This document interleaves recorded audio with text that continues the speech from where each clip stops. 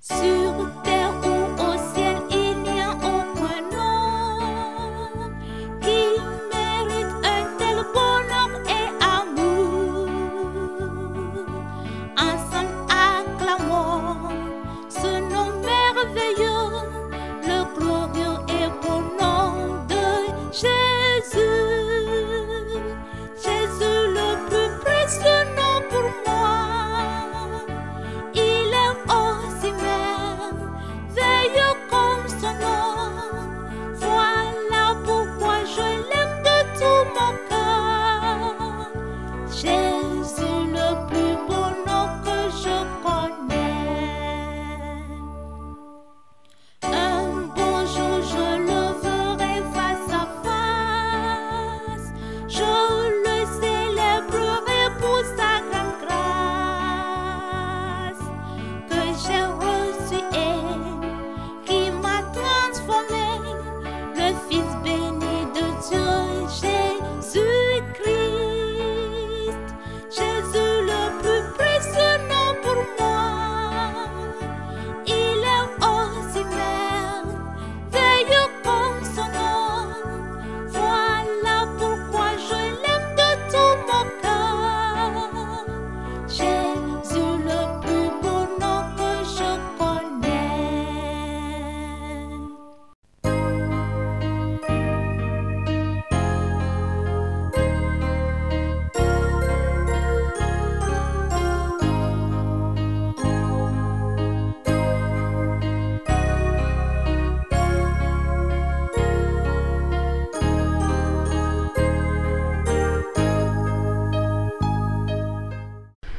Prions. Dieu Tout-Puissant, nous te louons, nous te remercions pour ce moment. Merci Seigneur pour tout ce que tu fais dans la vie de chacun de nous. Merci Seigneur pour tous ceux qui nous écoutent et nous suivent en ce moment. Nous te rendons grâce et nous bénissons ton nom. Et en ce moment, nous voulons nous remettre en tes mains et te confier tous ceux qui vont écouter ta parole. Nous prions que pendant que nous écoutons la parole, pendant que nous recevons la parole, que cette parole nous transforme, que cette parole puisse accomplir de grandes choses dans nos vies et que la parole crée la foi en nous pour que nous puissions désormais vivre conformément à ta parole et faire ta volonté. Seigneur, bénis ces moments, bénis chacun et que toute la gloire te revienne. Au nom de Jésus, nous avons prié. Amen. Bien, que le Seigneur soit avec chacun de vous. Nous sommes encore là et nous voulons parler d'un sujet, le nom au-dessus de tout nom. Le nom au-dessus de tout nom. Je lis dans Philippiens au chapitre 2, versets 9, 10 et 11. Philippiens chapitre 2, versets 9, 10 et 11.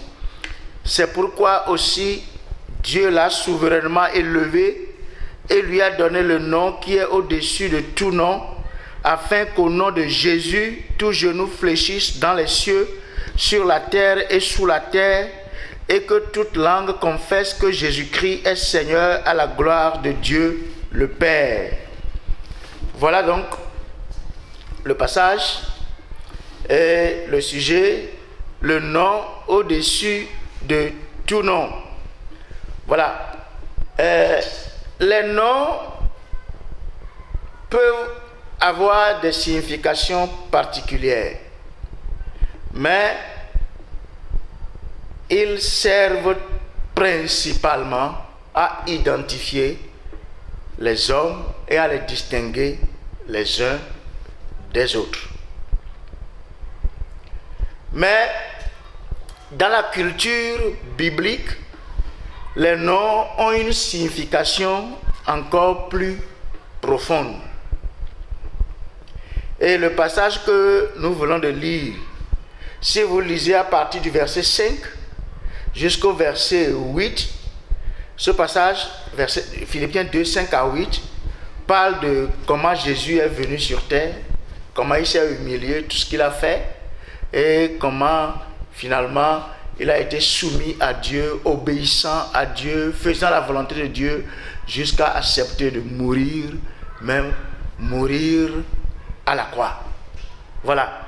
Et verset 9 au verset 11 nous parle d'une autre, disons, dimension du Seigneur Jésus-Christ.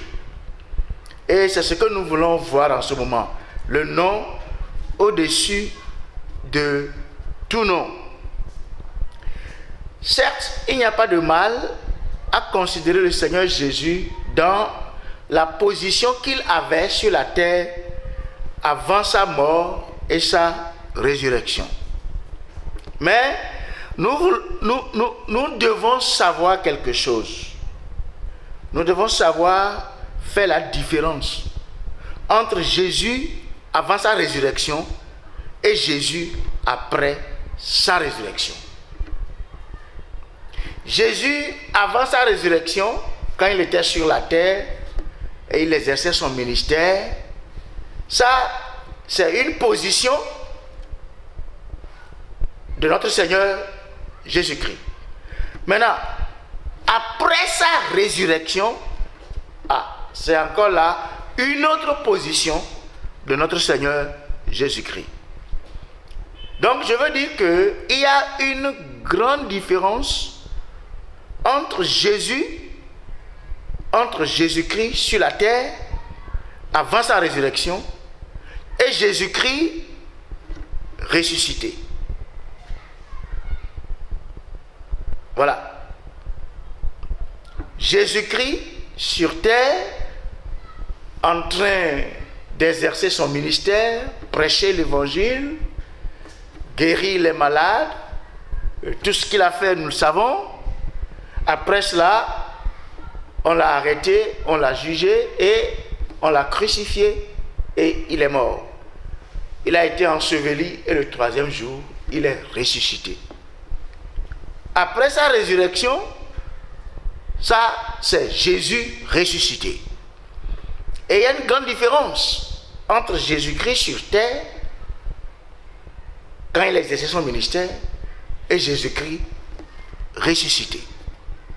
Voilà. Entre Jésus-Christ avant sa résurrection et Jésus-Christ à la droite du Père au ciel, vous voyez la différence est claire et nette. Pourquoi nous mettons l'accent sur cet aspect de notre Seigneur Jésus-Christ? Beaucoup de chrétiens parlent de la résurrection de Jésus sans faire cette différence.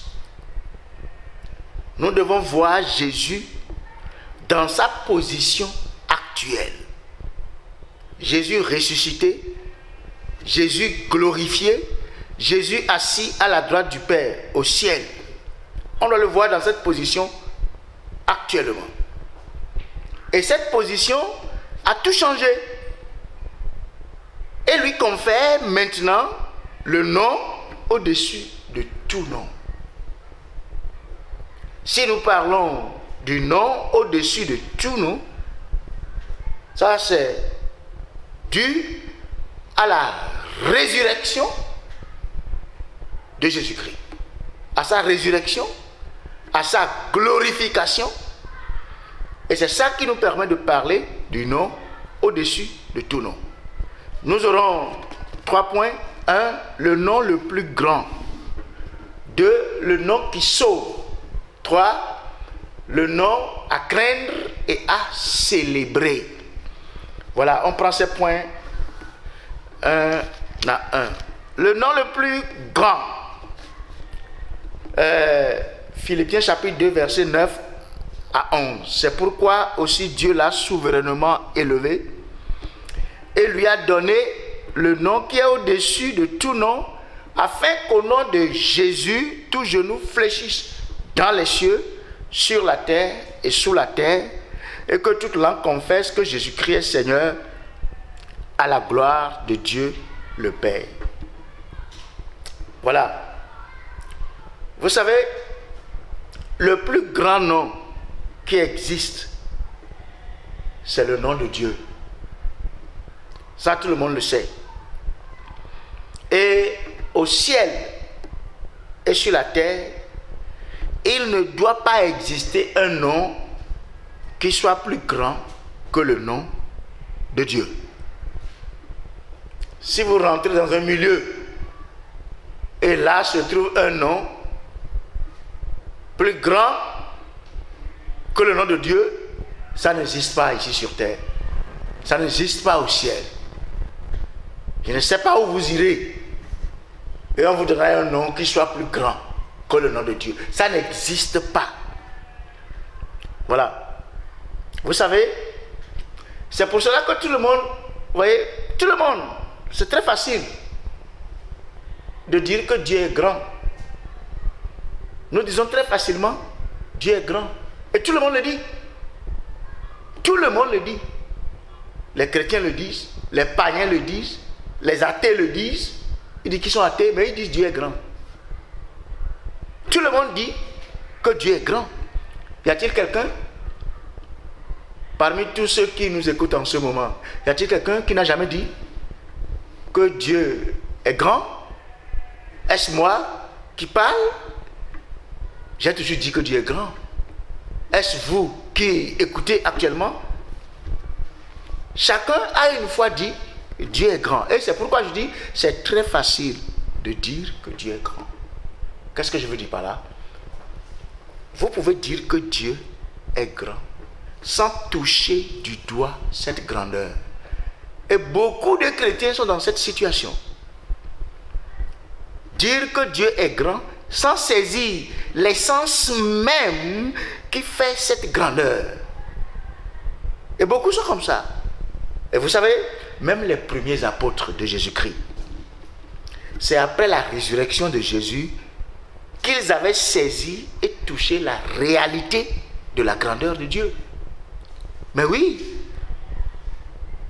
est-ce que vous pouvez imaginer, écoutez-moi bien, l'apôtre Pierre, on a arrêté Jésus et il le suivait de loin. Il avait déjà dit au Seigneur que lui, il peut même mourir pour lui, pour Jésus. Que même si tous les autres vont le renier, lui, il ne va jamais le renier. Qu'il peut même mourir avec lui, pour lui. Et Jésus lui a dit que de prier, sinon tu vas me renier. Avant que le coq ne chante, tu vas me renier 3 fois. Et donc on a arrêté Jésus et il le suivait de loin.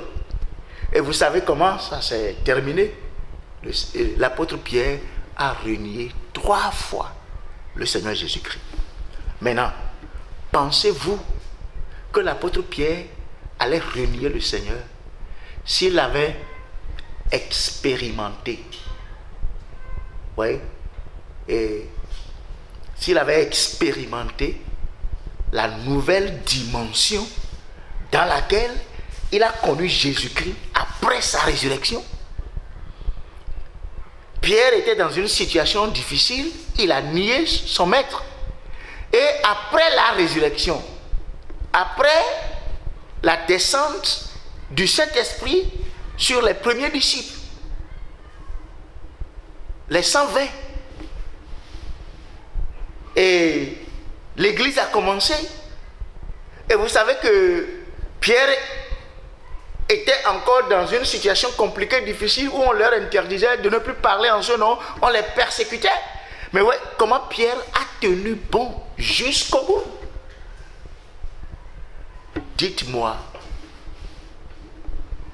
est-ce que c'est normal, c'est bon de vous obéir plutôt qu'à Dieu? Et il dit, nous ne pouvons pas ne pas faire, ne pas dire ce que nous avons vu et entendu. Il faut obéir à Dieu plutôt qu'aux hommes. Pierre a tenu bon jusqu'au bout, malgré toutes les difficultés. Pourquoi? Parce que cette fois-ci, il est rentré dans la phase de cette dimension de Jésus-Christ après la résurrection. Et écoutez bien, nous disons tout ceci parce que c'est très important pour nous en tant que chrétiens. Et je m'avais posé une question. Connaissez-vous qui Jésus est vraiment? Est-ce que vous connaissez qui Jésus est vraiment?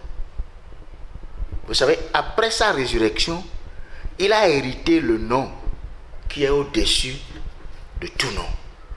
Et désormais, tout genou doit fléchir devant sa grandeur. Je suis convaincu, si Jésus, après sa résurrection, était parti se présenter devant Pilate, devant Hérode, ils allaient fléchir leurs genoux devant le Seigneur ressuscité. Ceux-là qu'il avait condamnés, ceux-là qu'il avait livrés pour que les Juifs se moquent de lui et finalement le crucifient et le tuent. Si après sa résurrection, Jésus était parti se présenter devant Pilate, devant Hérode, ils allaient plier leurs genoux. Je dis, Christ ressuscité, il a hérité d'un nom qui est au-dessus de tout nom, et désormais, tout genou, quelle que soit la personne, tout genou doit fléchir devant sa grandeur. Et donc, je vous repose la question. Connaissez-vous qui Jésus est vraiment? Avez-vous la foi nécessaire pour connaître, expérimenter et vivre la grandeur de Dieu? C'est important ce que nous sommes en train de dire. Beaucoup de chrétiens, aujourd'hui encore, pensent à Jésus. Et en pensant à Jésus, et surtout en lisant la Bible, ils voient Jésus dans les rues de Jérusalem, ils voient Jésus en Israël, ils voient Jésus là-bas en Palestine, ils voient Jésus au bord du Jourdain, ils voient le Seigneur Jésus en Béthanie, à Jéricho, ils voient Jésus, ils ne le voient pas au ciel, dans sa dimension de Christ ressuscité. C'est ce que nous sommes en train de dire. Vous devez actuellement, en tant que chrétien, voir Jésus-Christ assis à la droite de Dieu. Jésus-Christ glorifié. C'est en ce Jésus-là, ce Jésus ressuscité. Vous ne pouvez pas dire que vous croyez en Jésus. Il m'a sauvé, il m'a délivré, il m'a libéré. Si vous ne croyez pas en sa résurrection. La Bible dit que si Christ n'est pas ressuscité, nous sommes encore dans nos péchés. Alors pourquoi, si nous croyons en la résurrection, on continue de le voir dans les rues de Jéricho, dans les rues de Jérusalem, dans les rues de Béthanie, dans les rues de Capernaum? Pourquoi? Pourquoi on continue de le voir dans les rues de Jopé et ainsi de suite? Regardons-le. Alléluia. En haut, à la droite du Père. Et rentrons dans cette nouvelle dimension que Christ nous offre après sa résurrection. Dans Matthieu, au chapitre 28, regardez au verset 18. Matthieu, chapitre 28, verset 18. Jésus, s'étant approché, leur parla ainsi: tout pouvoir m'a été donné dans le ciel et sur la terre. Tout pouvoir m'a été donné dans le ciel et sur la terre. Qui parle ici? Ce n'est pas Jésus avant sa résurrection, mais c'est Jésus après sa résurrection. Après sa résurrection. Et c'est ça ce que nous devons comprendre. Au jour d'aujourd'hui, Jésus est assis à la droite du Père.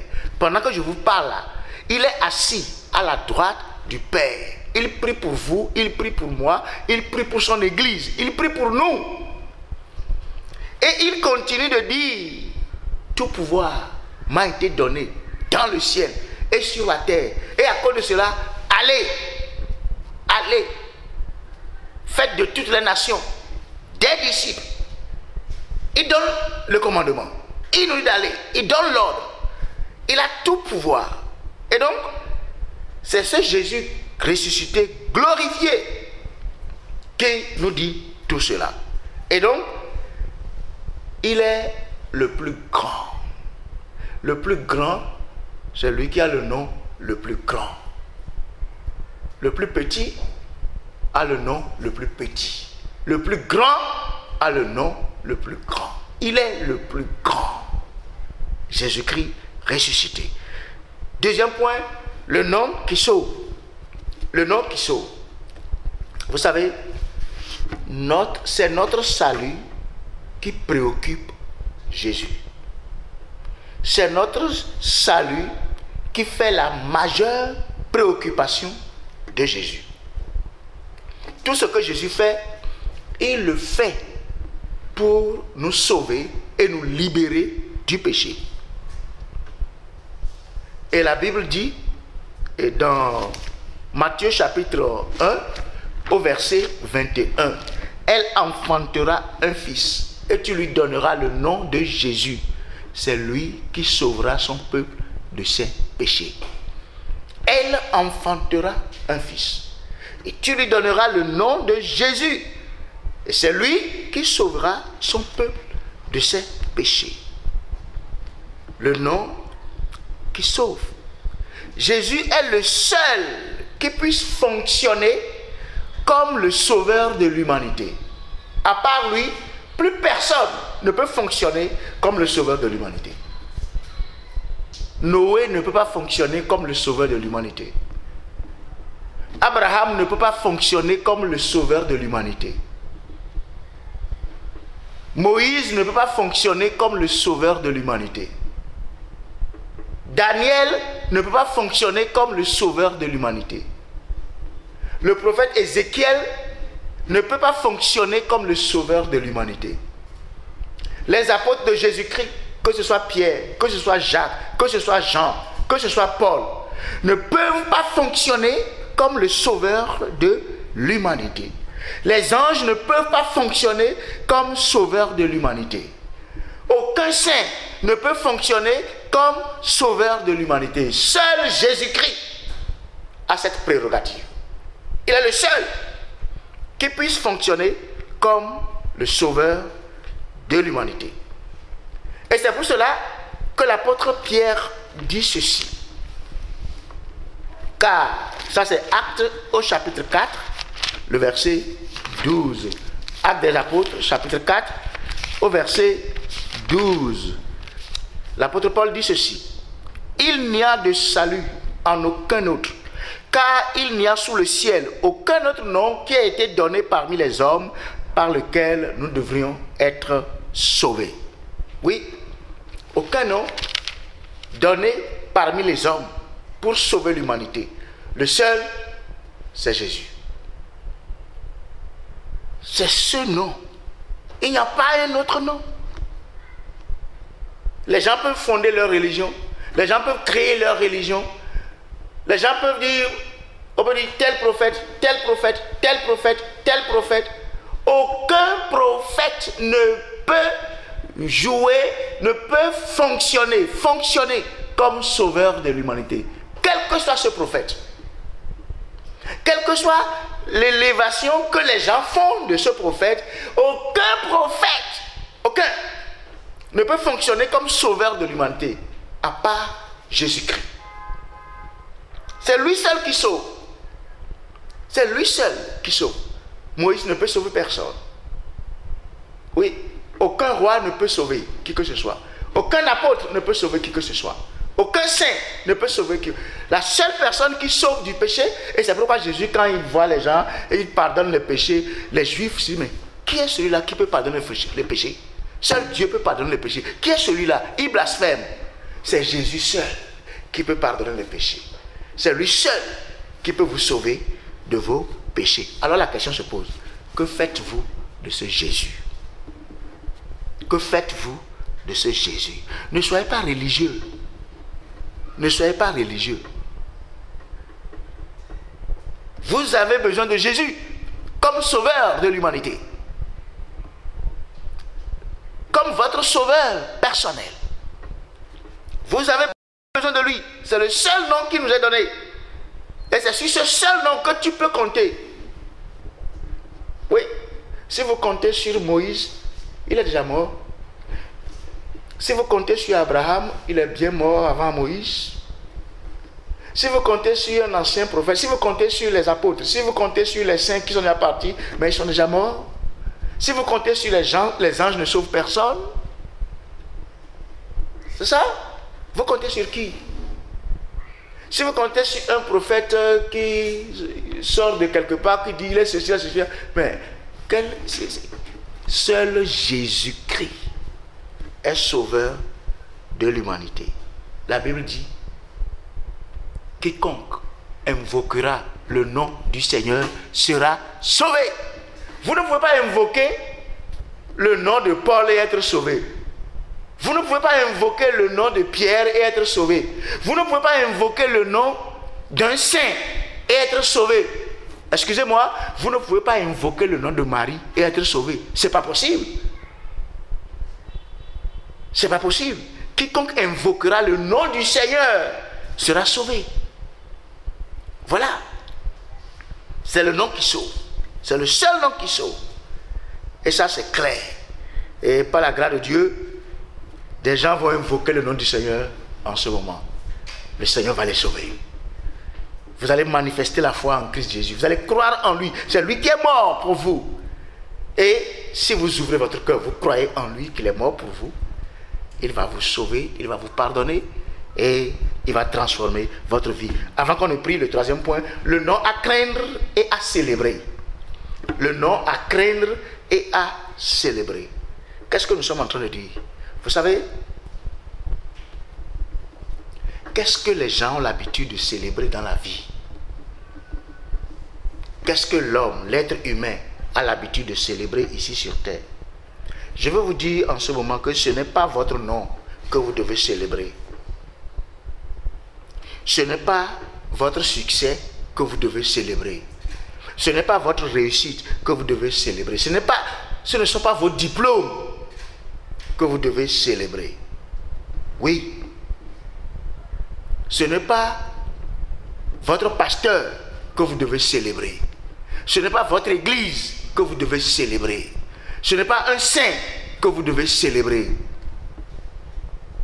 Ce n'est pas un ange que vous devez célébrer. Oui, ce n'est pas un roi que vous devez célébrer. Ce n'est pas une nation que vous devez célébrer. S'il y a quelqu'un que vous devez célébrer, c'est Jésus. Jésus, c'est lui seul que vous devez célébrer. Ce n'est pas votre anniversaire que vous devez célébrer, mais c'est Jésus que vous devez célébrer. Pourquoi je dis ça? Je le dis parce que c'est ça la réalité. C'est ça. C'est ce qu'il faut. Regardez dans Colossiens au chapitre 3. Colossiens chapitre 3 au verset 17. Colossiens chapitre 3 verset 17. Et quoi que vous fassiez en parole ou en œuvre, faites tout au nom du Seigneur Jésus, en rendant par lui des actions de grâce à Dieu le Père. Je reprends. Et quoi que vous fassiez, tout ce que vous faites, quoi que vous fassiez, en parole ou en acte, que ce soit vos propos, que ce soit vos actes, vos comportements, votre conduite, quoi que vous fassiez, en parole ou en œuvre, faites tout. Au nom de qui? Au nom du Seigneur Jésus. Pas au nom d'un ange, pas au nom d'un apôtre, pas au nom d'un saint, pas au nom de quelqu'un, à part le Seigneur Jésus. C'est clair. C'est clair. En rendant par lui des actions de grâce à Dieu le Père. Est-ce que vous voyez ça? Mais c'est formidable. C'est fantastique. Et quoi que vous fassiez, où êtes-vous, chrétien? Qu'est-ce que vous faites? Qu'est-ce que vous voulez faire? Qu'est-ce que vous voulez dire? Quelle décision voulez-vous prendre? Quoi que vous fassiez en parole ou en œuvre, faites tout au nom du Seigneur Jésus, en rendant par lui des actions de grâce à Dieu le Père. Ça, c'est le chrétien, ça. Un vrai chrétien. Un chrétien qui craint Dieu rattache ses paroles, ses actes, son comportement, sa conduite au nom du Seigneur. Un vrai chrétien, un chrétien qui craint vraiment Dieu, il rattache sa vie, tout ce qu'il fait, ses propos et ses actes, son comportement, il rattache tout cela au nom du Seigneur. C'est-à-dire que ça doit glorifier Dieu, ça doit célébrer Dieu, ça doit montrer qu'il est en accord, qu'il est en symbiose, en phase avec le Seigneur. Votre vie est-elle en déphasage avec le Seigneur Jésus-Christ? Les propos que vous tenez, les actes que vous posez, le comportement que vous affichez, est-ce que cela est en déphasage avec le nom du Seigneur Jésus-Christ ou bien c'est en phase? C'est très important ce que nous sommes en train de dire. Êtes-vous chrétien? Vous voyez ça? Quoi que vous fassiez, en parole ou en acte, faites tout au nom du Seigneur Jésus, en rendant par lui des actions de grâce à Dieu le Père. Ça, c'est la règle de la vie chrétienne. Suivez cette règle et vous serez un saint. Suivez cette règle et votre vie sera en phase avec le Seigneur. Vous savez, vous ne pouvez pas voler au nom du Seigneur. Quelqu'un va voler, il vole au nom du Seigneur. Quelqu'un va mentir quelque part, il dit qu'il a menti au nom du Seigneur. Ça, ce n'est pas possible. Vous ne pouvez pas faire du mal et vous dites que vous faites ça au nom du Seigneur. Ce n'est pas normal, ce n'est pas possible. Vous ne pouvez pas aller faire le mal, aller faire ce qui est en déphasage avec les commandements de Dieu, avec la parole de Dieu et dire que vous faites ça au nom du Seigneur. Non, ce n'est pas possible. Ou partout où vous êtes, à tout moment, que votre vie rime avec le nom du Seigneur Jésus-Christ. C'est à cela que le Seigneur nous appelle. Vous voyez? Et le nom à craindre et à célébrer. Votre vie doit célébrer le nom du Seigneur Jésus-Christ. Et je m'en vais finir en vous disant ceci. Vous devez craindre le nom du Seigneur. Vous devez respecter le nom du Seigneur. Élever le nom du Seigneur. Célébrer le nom du Seigneur. Faites connaître le nom du Seigneur partout où vous êtes, par vos paroles et par vos actes. Faites connaître le Seigneur autour de vous, partout où vous êtes, à tout moment. Et si vous vivez de cette façon, c'est ça, c'est de cette façon que nous vivons. Nous craignons le Seigneur, nous craignons son nom, nous rattachons notre vie à son nom, nous célébrons son nom en toutes choses. Vous verrez, le moment viendra et vous-même, vous serez satisfait de votre vie chrétienne. C'est-à-dire que vous serez content de ce que vous avez connu le Seigneur Jésus-Christ. Maintenant, pour finir, écoutez ceci. Voyons le Seigneur au ciel, à la droite du Père, dans sa gloire. Ça va changer votre niveau de foi. Ça va élever votre niveau de foi. Quand vous lisez la Bible, là, et que vous voyez que Jésus était en Galilée, ou qu'il était à Capernaum, ou qu'il a fait ceci, c'est bon, il n'y a aucun mal en ça. Mais ne vous limitez pas là.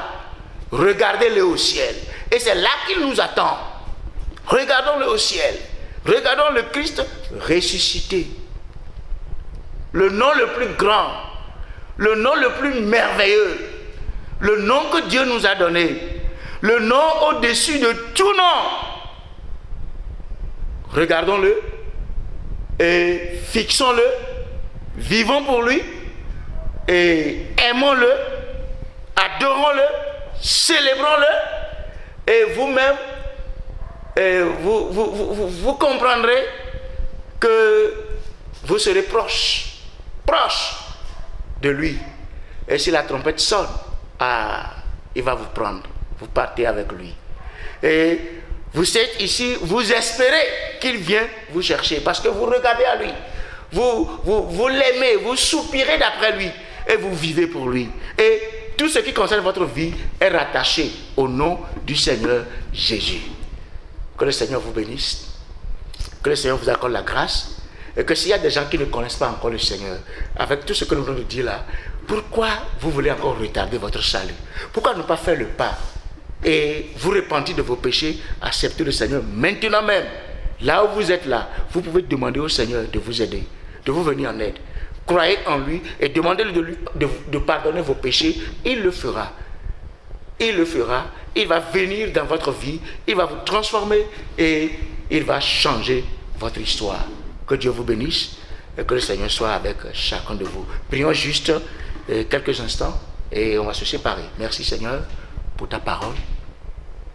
Merci pour la révélation de ce soir. Merci pour les frères et les sœurs et merci pour tous ceux qui nous ont écoutés en ce moment. Père Céleste, nous prions que tu nous accordes la grâce et que cette vision dans la nouvelle dimension de Christ ressuscité soit accordée à chacun de nous. Tous ceux qui soupirent maintenant et qui cherchent et qui demandent, Seigneur, pardonne, Seigneur, vraiment, fais grâce, Seigneur, aie pitié, et qui confessent leurs péchés, qui abandonnent leurs péchés, et qui croient en toi, Seigneur, en ce moment, tends ta main et saisis-les. Tends ta main vers eux, pardonne-les, reçois-les, accepte-les, écris leur nom dans ton livre de vie. Et Seigneur, guide-les maintenant. Dirige-les maintenant dans leur vie et dans leur existence. Et que la grâce soit faite, soit accordée à chacun de nous.